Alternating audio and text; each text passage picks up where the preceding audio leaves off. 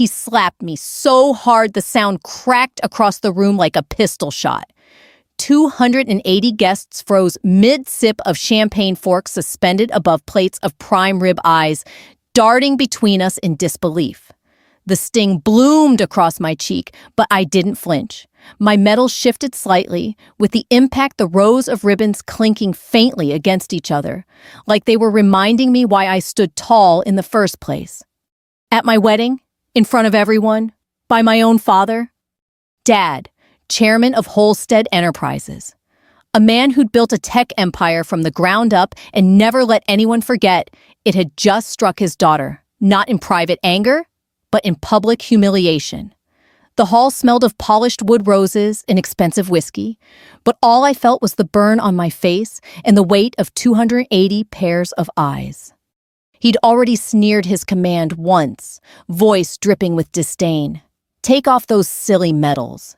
He said it like the service ribbons on my chest were cheap costume jewelry, an embarrassment to his image. I'd refused with a quiet shake of my head, chin-high posture drilled into my bones from years of standing inspection. And that's when his hand lashed out. Before I could react, another hand intercepted him, strong, steady-gloved in white. My fiancé, James, a 4-star Navy SEAL, had stepped between us. He gripped my father's wrist with iron control, calm but unyielding, and leaned close enough for only a few in the front rows to hear. 8 words left his mouth low and deliberate. Whatever power Dad thought he held evaporated. The whole room rose to their feet. It wasn't chaos. It was collective judgment, a wave of movement, a silent verdict. The CEO who had built his empire on commanding attention suddenly looked small, his face drained of color, eyes darting like a cornered man. My cheek still burned, but my pride didn't waver. I stood straighter. Because in that moment, I wasn't just a daughter. I was a decorated officer, a woman who had carried her weight in deserts and on decks halfway around the world. You probably wonder how we got here. Why a father would slap his daughter on her wedding day. Why a uniform, the one truth I had ever owned, could ignite such fury. To understand that moment in the hall, you have to know where I came from. I grew up in a house where power was currency and love was rationed out like quarterly dividends. Dad was the kind of man who measured worth by profit margins and dinner conversations, by who he could impress at the country club. He wore custom suits like armor-smoked cigars that smelled like burned leather, and drove cars that cost more than some families' homes. To the outside world, he was larger than life. To me, he was a wall I could never climb. From the time I could walk, my path was mapped in his head: prep school, Ivy League, a seat on the board, and eventually the corner office of Holstead Enterprises. He didn't raise children. He cultivated heirs. Or at least, that's what he thought he was doing. But even as a kid, I never fit neatly into his blueprint. While my brothers played golf and studied balance sheets, I was the one sneaking library books about military history under the covers at night. At the dinner table, when Dad launched into lectures about mergers and market trends, I'd find myself staring out the window at the flag whipping in the evening wind, wondering what it would feel like to earn the right to salute it. Dad caught me once ironing his old ROTC uniform that had been shoved in the back of a closet. He laughed not kindly. "Don't waste your time on that stuff. Soldiers take orders, CEOs give them." That was his philosophy in a single sentence. I learned early on that in his world, uniforms were beneath suits, service beneath status, and medals, well, medals were silly. So, why did I wear mine at my wedding? Why did I defy him, knowing full well how he'd react? Because the medals weren't just metal and ribbon. They were the story of my life. Each one was sweat scars. Nights without sleep decisions made in the heat of chaos. They weren't adornments. They were proof. I earned them in deserts under a sun that peeled skin from bone in seas that tossed ships like toy boats in nights, when the only sound was the crackle of a radio and the quiet prayers of the men beside me. And I earned them in silence too. Letters unanswered, calls ignored, milestones met without a father's applause. The irony is those medals carried more weight than any stock certificate Dad ever signed. They were heavy with history. They weren't for show. They were for survival. When Dad struck me, I didn't just feel a slap. I felt the culmination of decades of dismissal, the embodiment of every silence, every scoff, every time he looked at me, and saw not a daughter, not an officer, but a failure to follow his script. But the room didn't side with him. Not this time. The guests, CEOs, investors, relatives, and strangers alike rose to their feet, not in applause, but in quiet solidarity. And in the sea of tailored suits and designer gowns, I felt the gaze of those who mattered most. My brothers in arms, the SEALs I had bled with. Their eyes burned not with pity, but with pride. Dad's empire had always been built on commanding rooms. But in that hall, authority shifted. With 8 words from a SEAL with 280 people rising in defiance of arrogance, the balance of power tipped. The sting on my cheek lingered, but so did something else: clarity. I realized I didn't need Dad's approval to validate my path. My medals, my vows, my life, they weren't his to command. Still, that moment didn't come out of nowhere. It had been brewing for years, shaped by a childhood of control, a young adulthood of rebellion, and a career carved in places Dad never cared to look. If you want to understand the weight behind that slap, and why the room stood for me instead of him, then you have to know where it all began. And it began long before I ever put on a uniform. I was born into wealth, but not into warmth. Our house sat high on a hill outside Boston, a glass and stone monument to success filled with leather chairs, oil paintings, and silence. The driveway was long enough to swallow a dozen cars, but the ride from the front gate to the door always felt longer because you knew what waited inside. Dad, Richard Holstead, founder and CEO of Holstead Enterprises, treated the house like a boardroom and the family like employees. He believed in efficiency, discipline, and order, not affection. His daily uniform was a tailored gray suit tie, knotted with military precision shoes, so polished you could see your reflection in them. He'd march through the front door each evening like a general returning from campaign, tossing his keys on the marble table and expecting dinner on the table at 6:30 sharp. We weren't a family. We were a schedule. My brothers, 2 older, 1 younger, were groomed as heirs to the empire. Every Saturday morning, Dad took them to the club, teaching them golf swings and market trends, as though a putter and a portfolio were the only tools a man needed to survive. He talked to them about investments, leverage, and legacy. With me, his only daughter, he talked about appearances. "You'll be judged by who you marry, not what you do," he said more than once.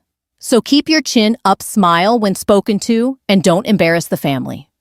To him, I was a piece on a chessboard, a future bride meant to seal alliances, not someone with ambitions of her own. My mother was the soft counterweight. She loved books, art, and quiet moments that slipped through the cracks of Dad's regimented life. She read me poetry at bedtime, her voice a balm against the cold edge of the house. When I scraped my knee, she kissed it.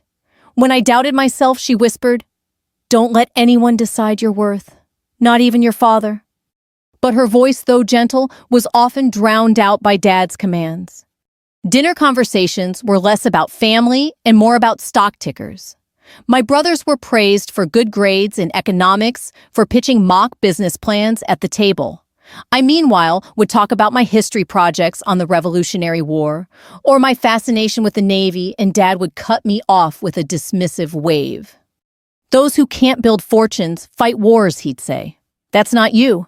You're smarter than that. Or at least, you could be." It wasn't just disapproval, it was disdain. There was one night I remember vividly. I was 12, sitting at the long oak table under the chandelier. My report card had just come in, and I'd proudly shown my A in civics. I explained to Dad that I wanted to join the junior ROTC program at school. I thought maybe he'd be impressed by my initiative, by my discipline. He didn't even look up from his steak. "Ridiculous," he said. "Marching around in cheap uniforms won't put food on the table." "But Dad," I started, "it's about service, about leadership." He slammed his knife down silver, clattering against porcelain. The room went still. Don't waste your breath. You're not joining any program that teaches you to salute. Holsteads are saluted. We don't salute others. I sat there, cheeks burning, eyes on my plate. My brothers smirked, half in amusement, half in relief it wasn't them in the crosshairs. My mother reached under the table and squeezed my hand. It was the only comfort I got. That night, lying awake, I decided I would remember every word. Not as chains to bind me, but as fuel to prove him wrong. By high school, the gap between us had widened. My brothers were carbon copies of him, striding through hallways in pressed blazers, already talking about hedge funds and IPOs. I was the odd one, outdrawn instead to the ROTC students practicing drills on the football field, their boots hitting the pavement in sharp rhythm. When I told Dad I wanted to apply to the Naval Academy, he reacted as if I'd announced I was joining the circus. "You're throwing away every advantage you've been given," he barked. "Do you know what people will say when they hear my daughters crawling through mud instead of running board meetings? They'll laugh. At you. At me." "I don't care what they say," I replied, voice trembling but steady. "This is my choice." He stared at me for a long moment, then delivered the sentence that would ring in my ears for years. "If you walk down that path, don't expect me to walk beside you." And he meant it. Still, I wasn't deterred. At night, I pored over academy applications, memorized regulations, and pushed myself through runs long before sunrise. My mother helped quietly, slipping me brochures and study guides, encouraging me when Dad wasn't around. She knew I needed to break free from the gilded cage. The day my acceptance letter arrived from Annapolis, I ran into the living room, heart-pounding letter trembling in my hands. Mom cried with joy. Dad didn't. He just stared at the envelope for 30 seconds before muttering, "So you're serious about this nonsense." Then he walked out of the room. He didn't speak to me for 2 months. It was my first real taste of silence as punishment, and it stung more than shouting ever could. Looking back, I realized Dad never raised his voice because he didn't need to. He ruled with presence, with expectations that hung in the air like smoke. You either lived up to them, or you were cast out. I was already halfway to being cast out. But as much as it hurt, that house taught me something important. Power without empathy is hollow. Dad's empire was vast, his influence undeniable, but his family lived in fear, not love. And I knew deep down that wasn't the legacy I wanted. I wanted to build something different, not a company, not a fortune, but a life anchored in honor. That's why when the academy acceptance came, I didn't hesitate. I packed my bags, kissed my mother goodbye, and walked away from marble floors and chandeliers into a world of steel bunks, 5 a.m. drills, and uniforms Dad called silly. It was the hardest choice I'd ever made, but it was also the first step toward the aisle I would one day walk, medals gleaming, Dad glaring, and 280 people watching as our worlds finally collided. The summer before I left for Annapolis, the house felt colder than ever. It wasn't the air conditioning, it was the silence. Dad barely acknowledged me. At breakfast, he'd read the Wall Street Journal like I didn't exist. At dinner, he asked my brothers about internships and market trends, but never once turned to me. It was as if I'd already been cut out of the Holstead family portrait. One night, I overheard him on the phone in his study. His voice carried through the heavy oak door. "She's throwing her life away," he said. "Joining the Navy is no better than flipping burgers. Don't expect her to last a year." The words hit harder than if he'd shouted them to my face. I stood in the hallway, fists clenched, memorizing every syllable. That was Dad's way. He didn't argue, he dismissed. And in his dismissal, he hardened my resolve. Annapolis was everything he said it would be: grueling, unrelenting, and merciless. But what he didn't know, what he never understood, was that I thrived under pressure. The first weeks nearly broke me, up before dawn, running until my lungs burned, push-ups, until my arms trembled, inspections, where a single wrinkle in your uniform could mean hours of extra drills. I remember standing in formation, sweat dripping down my spine, hearing an instructor bark in my face. "You think Daddy's money can get you through this? Think again." I wanted to yell that I'd walked away from all that, But I didn't. I just gritted my teeth and endured. Every insult, every punishing drill was fuel. There were nights I collapsed into bed muscles, screaming, wondering if Dad was right, if maybe I wasn't cut out for this. But then, I'd picture him smirking over his scotch, telling colleagues his daughter had failed, and the thought lit a fire in me. Failure wasn't an option. By sophomore year, I started to find my rhythm. I studied harder than I ever had in my life. While others went out drinking, I stayed in the library memorizing strategy, logistics, history. I ran until my legs felt like steel. Slowly, I rose, not because I was the strongest, but because I refused to quit. I'll never forget my first promotion ceremony. My commanding officer pinned on my new bar, and for the first time, I felt the weight of responsibility press into my shoulder. I called home afterward, voice full of pride. The line rang, and rang. No answer. So I mailed a photo of the ceremony. Weeks later, I got a single envelope back. Inside wasn't a note of congratulations. It was a clipped article from a business magazine about my brother's internship at Goldman Sachs. A yellow sticky note in Dad's handwriting said, "This is what success looks like." I tore it in half. The divide only widened. My father's world revolved around profits and prestige. Mine revolved around service and sacrifice. Each holiday homecoming turned into another battlefield. He'd sit at the head of the table swirling bourbon and ask, "So still playing soldier?" "It's not playing," I'd reply. "Medals don't pay mortgages," he'd snap back.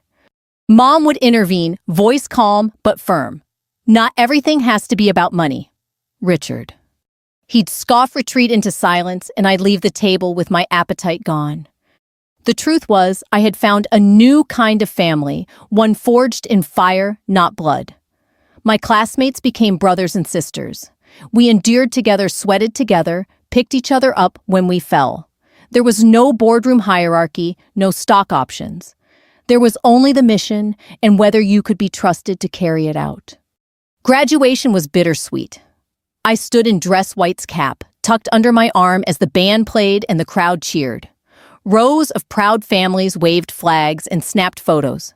I scanned the stand searching for one face I knew I wouldn't find. Dad hadn't come.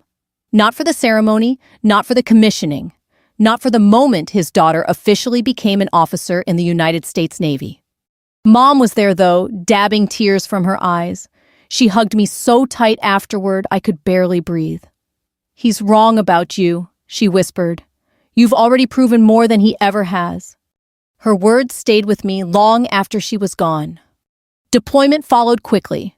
My first assignment was Okinawa, far from the glittering skyscrapers Dad loved to point to as symbols of power. The days were long, the nights longer, and the work wasn't glamorous logistics, supply chains, endless paperwork to keep operations moving. But it mattered. Men twice my size had to answer to me, and I learned to project authority, not with volume, but with clarity. The first time I commanded a unit in the field, the nerves nearly swallowed me whole. But I remembered the countless times Dad had told me I wasn't enough. And I decided right then, I would never let his voice be the last word on my worth. Years passed. I collected not wealth, but ribbons, each one a testament to survival, to endurance, to moments Dad would never understand.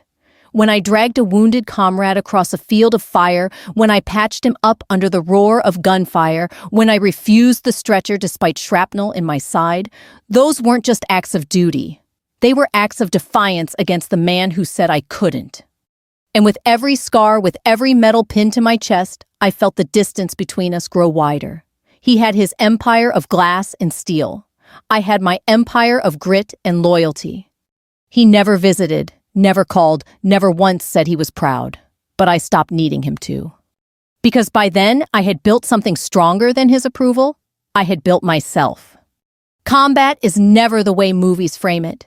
No swelling music, no clean lines between heroism and fear. It feels like 1,000 decisions made at the speed of breath.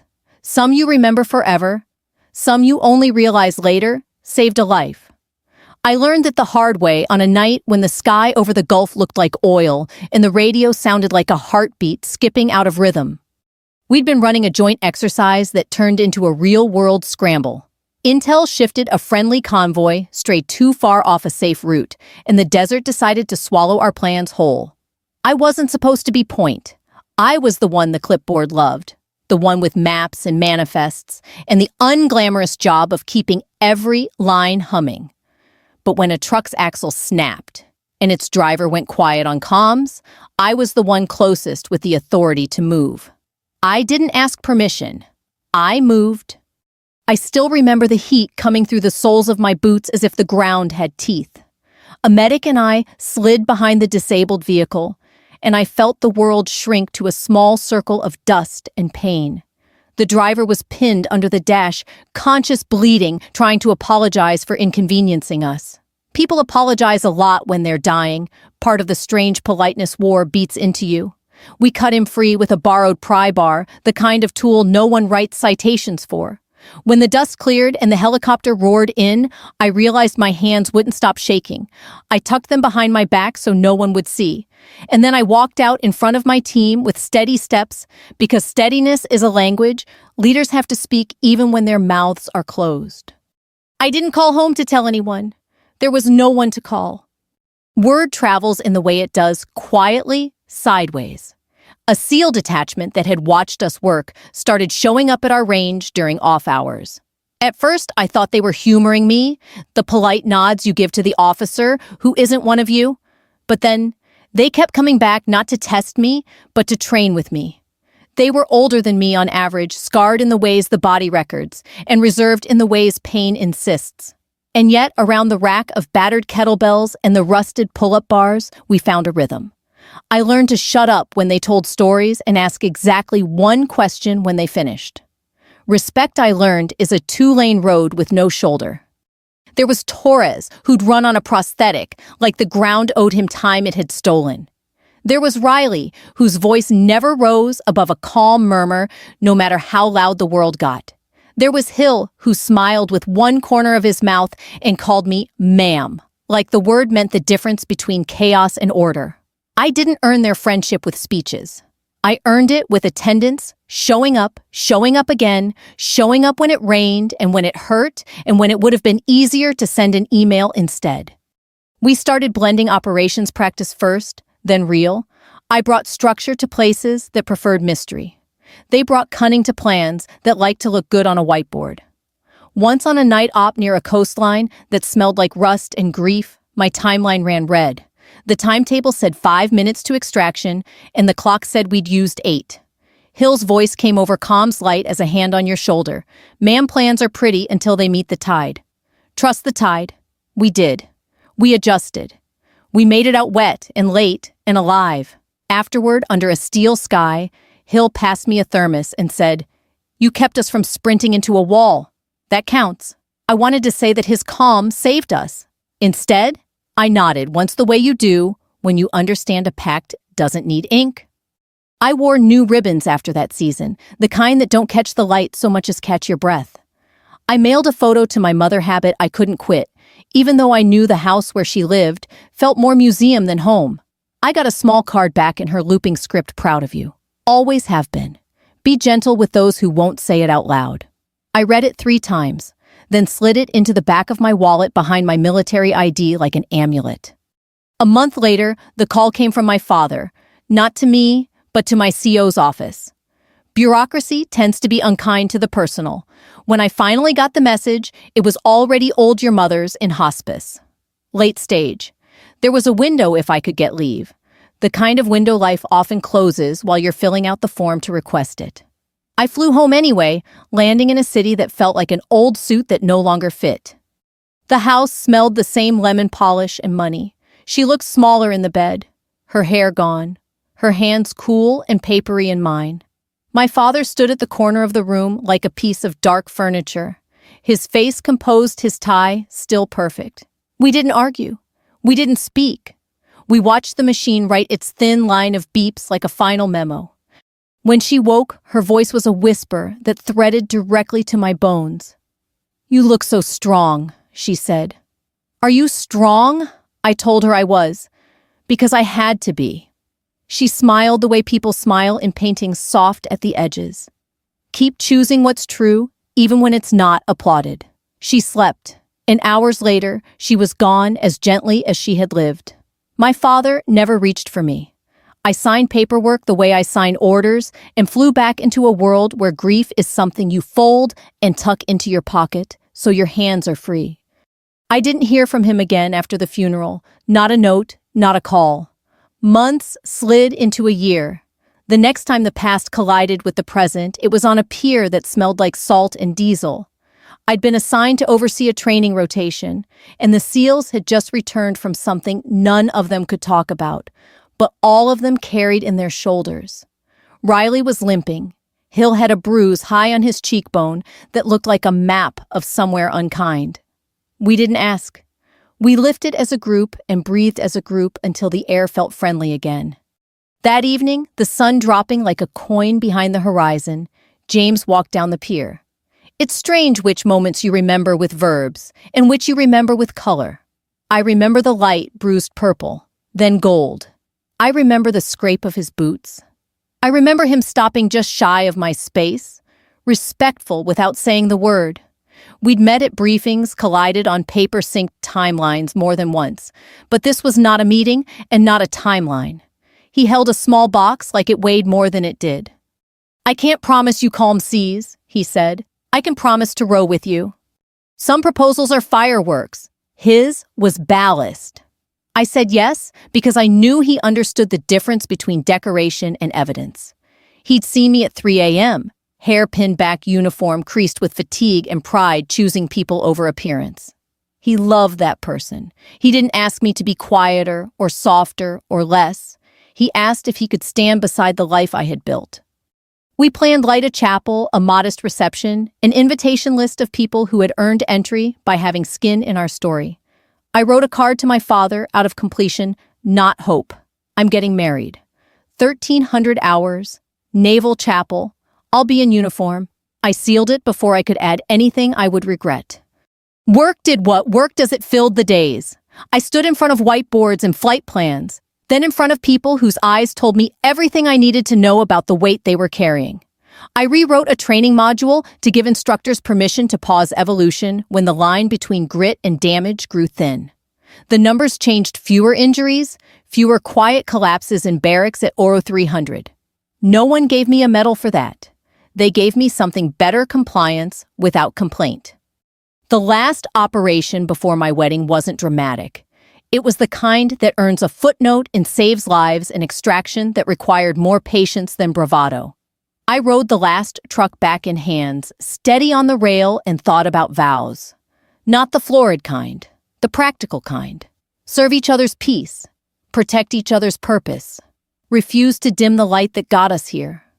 A week out, I ironed my dress whites with the same attention I'd give a map that would take us through safely or not at all. 4 stars, ribbons aligned, shoes like mirrors. I placed my mother's card on the dresser and read it again. Be gentle with those who won't say it out loud. I wondered if gentleness would ever have a place with my father. I suspected the answer was no, but I left the question open like a window in spring. The morning of the ceremony, the base was a hush of preparation. Torres texted formation outside the chapel. You walk, we stand. I replied with a single copy, the kind of word that says more than any sentiment. As I stepped toward the door, my phone buzzed. A number I knew by muscle memory. I didn't open it. Not yet. The day would have enough weather. I pocketed the device and reached for the handle, ready to walk the narrow line between past and future in boots that had learned both terrain. What I didn't know then was how small a room can make a powerful man, and how big a silence can sound when 280 people decide together what they will not tolerate. James wasn't the kind of man who needed to fill silence. He let it sit unbothered until it turned from awkward to comfortable. That's how I knew he was different from the men I'd grown up around. My father and brothers filled every space with noise, stock prices, predictions, instructions, corrections. James filled space with presence.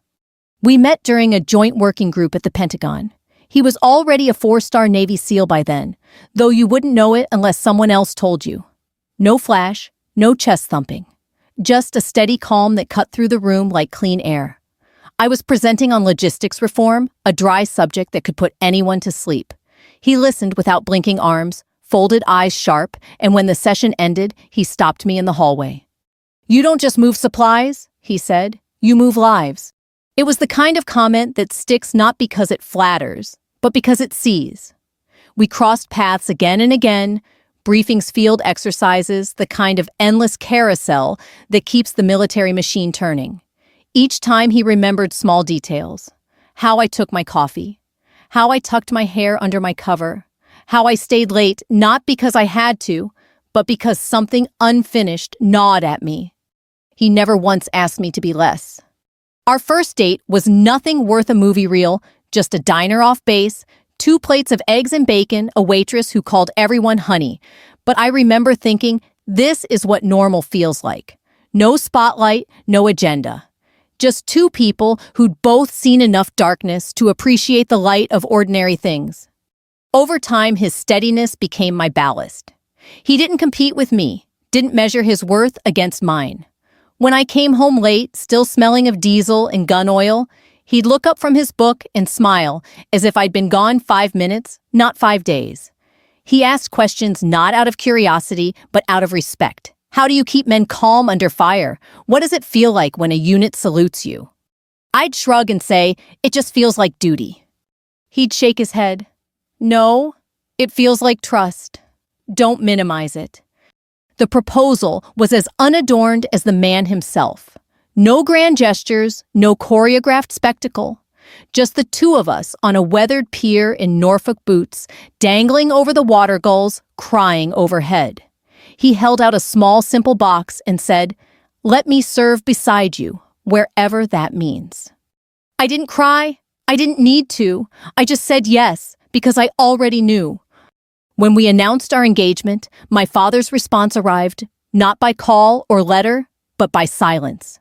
Weeks later, when I finally saw him at a family gathering, he cornered me near the bar. His glass of bourbon glistened in the low light. "You'll wear a proper dress," he said flatly. "Not that costume. Not in front of my friends. You won't embarrass me." "I'm not marrying you," I replied. "I'm marrying him, and I'll wear what tells the truth." His jaw tightened. "Do you understand how humiliating this is?" People will whisper. "They'll laugh at you." "Then let them laugh," I said. "At least I'll know I'm not lying." He turned away, muttering into his glass. But I knew the battle lines were drawn. Planning the wedding was simple by design. James didn't want a circus, and neither did I. We chose the Naval Chapel clean-lined stained glass that caught the morning sun pews worn by years of hands and prayers. The guest list was modest close friends, comrades, a few family members I still spoke to. The SEALs heard about it, of course. I never invited them formally, but one by one they told me, "We'll be there." Tora's grinned prosthetic leg tapping the floor. "You walked us through hell. We're not letting you walk to that altar alone." I tried to argue. They shook their heads. Non-negotiable. A week before the ceremony, I wrote a card to my father. Not out of hope. Hope had been wrung out of me long ago, but out of completeness. The words were short. "I'm getting married this Saturday. 1,300 hours. Naval Chapel. I'll be in uniform." I sealed it before I could second-guess myself. The night before the wedding tradition kept James and me apart. He stayed with a close friend. I stayed in base quarters. At midnight, I ironed my uniform, the one truth I had ever worn. Each ribbon aligned each button, polished shoes reflecting the ceiling lights like pools of water. As I smoothed the cuffs, my phone buzzed on the nightstand. A message from a number I knew by heart but had never saved. 5 words, "You'll regret this tomorrow." I stared at the screen for a long moment. Not in shock, in clarity, because this was exactly who he was, and exactly who I was not. I placed the phone face down, pressed one last crease into the white fabric, and whispered to the empty room, "Tomorrow, I walk as myself." The morning dawned sharp and clear, the kind of navy blue sky you only see in spring. My stomach was steady. I'd faced mortars and machine guns. What was one more confrontation with the man who had never believed in me? Outside the chapel, my team gathered in formation medals, gleaming back straight. Some I hadn't seen in years. All of them came without being asked. Reddy Hill asked quietly. I nodded. Ready? What I didn't know was how quickly the day would tilt, how a father's need for control would boil over into a moment that would silence 280 guests and leave him pale as stone. The chapel smelled faintly of cedar and polish when I stepped inside that morning, my heels striking the stone floor with a rhythm that steadied me more than any prayer could. Sunlight streamed through the stained glass windows, splintering into shards of red and gold across the pews. It was quiet, almost reverent, as if the room knew the weight of what was about to unfold. 280 seats had been reserved, every one of them filled by someone who represented a piece of my divided world. On one side, CEOs, investors, men and women in tailored suits with smiles sharpened by years of boardrooms and balance sheets. They were my father's crowd, gathered less to celebrate me than to judge the optics. On the other side, uniforms. SEALs, Marines, sailors, men I had trained, bled with buried friends alongside. They weren't there for appearances. They were there for me. The tension was visible in the gap between those two groups, a gulf wider than any aisle. I stood at the back of the chapel with Hill and Torres flanking me, both dressed in their own uniforms. Torres leaned lightly on his prosthetic, his expression calm but unyielding. Hill adjusted his cuffs, then glanced at me with a small smirk. You look like a commander about to take the field, he said. I smiled faintly. Feels about the same. Difference is, Torres added this time, we're walking with you. Their presence steadied me. I didn't need them to, but it mattered anyway. Guests whispered as they caught sight of me. The uniform was impossible to ignore. Rows of ribbons lined my chest, each one a chapter of sacrifice. The 4 stars on my shoulder seemed to shine brighter under the sunlight than the diamonds on half the women's wrists. From the front row, my father's gaze cut through the air. He was the only man in the chapel who didn't whisper, didn't shift, didn't blink. His tuxedo was blacker than midnight, his tie knotted with the precision of a man who couldn't afford mistakes. He looked like power incarnate, at least, until you noticed the tension in his jaw, the way his hand gripped his cane just a little too tightly. When our eyes met, he raised one brow as if to say, "Don't test me." The music began softly, an organ playing the processional notes climbing like a tide rolling in. My chest tightened, but not from nerves, from clarity. Each step down the aisle felt less like a bride's walk and more like a march into the truth. The SEALs had warned me, "We'll stand if anyone so much as looks at you wrong." I believed them. They weren't men of empty threats. Halfway down the aisle, I caught sight of James at the altar. He wore a clean navy blue suit, simple, grounded like him. His eyes shimmered when he saw me. Not with surprise, he'd known I would wear the uniform, but with something deeper. Respect. Belonging. For the first time in years, I felt the pieces of my life align. But even before I reached him, the storm broke. Dad rose from his seat in the front row, the movement slow, deliberate, designed to draw every eye. He stepped into the aisle, forcing me to stop short. A murmur rippled through the room. The organ faltered, the notes cutting off like a breath held too long. He looked me up and down, his lips curling into a sneer that carried more disdain than words ever could. Then he said it, voice loud enough for the entire chapel to hear. "Take off those silly medals." The words dropped into the silence like stones into still water. The crowd tensed. I could hear someone in the back gasp. My throat tightened, not with shame, but with the weight of every year that had led to this moment. I straightened my spine, meeting his gaze without flinching. "No," I said simply. For a beat, the world held its breath. And then his hand shot out. The slap came faster than I expected, a crack that echoed off the stained glass. My cheek burned. My head snapped to the side, but my footing never faltered. Gasps erupted. A glass shattered somewhere near the back. For a split second, the room froze in disbelief. Before I could react, James moved. He stepped forward, his hand locking around my father's wrist with a grip that brooked no argument. Calm, steady, deliberate, the way only a man who had stared down worse storms could be. He leaned in, his voice low, but sharp enough to cut 8 words that silenced the room. The entire chapel rose to their feet, not in chaos, not in shock, in solidarity. My father, the man who had built his life on commanding boardrooms and bending crowds to his will, stood pale and trembling in front of 280 witnesses. And for the first time, the empire he'd built meant nothing. I didn't look away. My cheeks still stung, but my pride stood taller than it ever had. That was the moment I realized the aisle wasn't just a path to marriage, it was the battlefield where my father's world and mine finally collided. And he was losing.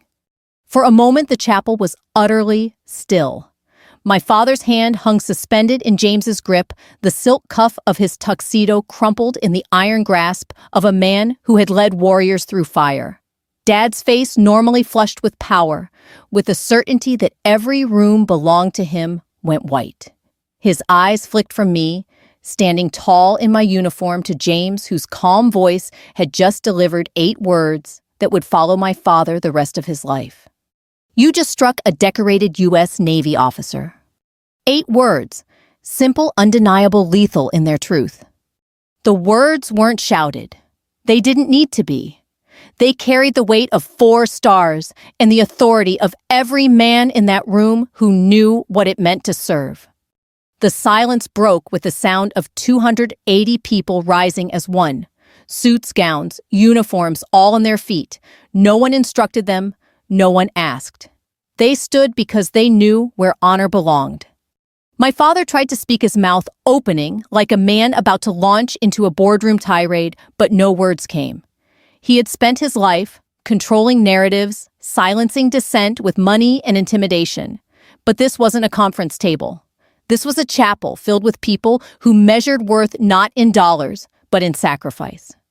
James released his wrist with deliberate care, as though letting go of something fragile or something already broken. Dad stumbled back half a step, rubbing the place where he'd been held, the imprint of humility etched deeper than any bruise could show. I could feel my cheeks still throbbing from the slap, but the pain no longer mattered. It had transformed into fuel. I turned to face the crowd, ribbons, glinting metals, catching the fractured sunlight pouring through stained glass. For the first time in my life, I wasn't the one on trial. My father was. And the verdict was plain. One of the seals, Torres leaning on his prosthetic, broke the silence with 3 words that rang louder than the organ ever could. Admiral on deck. The room responded instantly. Every military man and woman snapped to attention, saluting with crisp precision. Even some of the civilians followed suit, awkward but sincere. The air was thick with reverence, the kind you don't fake, the kind that can't be bought. My father's empire had never inspired this, not once. I looked at him, then really looked. The man who had dismissed my dreams, who had cut me out of conversations, who had silenced me with disdain. He had thought today would be his triumph, a day to parade his wealth, his influence, his carefully curated image. Instead, he was pale, trembling, diminished under the gaze of people he could never control. He'd always told me medals were silly, but in that moment, they were the only truth that mattered. I walked the rest of the aisle, each step echoing like a drumbeat of defiance. James waited at the altar, his eyes steady pride written across his face. As I reached him, Hill and Torres stepped back with crisp dignity, their escort complete. The chaplain cleared his throat, his voice unsteady at first, then strong. "Shall we continue?" I nodded once. The ceremony resumed, but nothing about it felt small. Every vow, every word carried the weight of what had just transpired. When James took my hands and promised to serve not just my body, but my peace, I felt the sting on my cheek fade into something far greater: vindication. At the reception afterward, whispers ran through the crowd like wind through tall grass. People replayed the moment, the slap, the silence, the 8 words, the standing ovation. But no one dared laugh. No one dared diminish what had happened. My father left quietly before the cake was cut. No grand exit, no parting speech. Just a man slipping into the night stripped of the authority he once thought unshakable. I didn't chase him. I didn't need to. Because the truth had already been spoken, witnessed, and sealed. Later that night, James and I slipped outside for air. The moonlight pooled across the water, soft and silver. He touched my cheek gently, his thumb brushing the faint red mark. "Does it hurt?" he asked. I shook my head. Not anymore. He smiled. Good. Because what people will remember isn't the slap. It's how you stood. And he was right. That's the thing about revenge. People think it's about destruction, about crushing those who wronged you.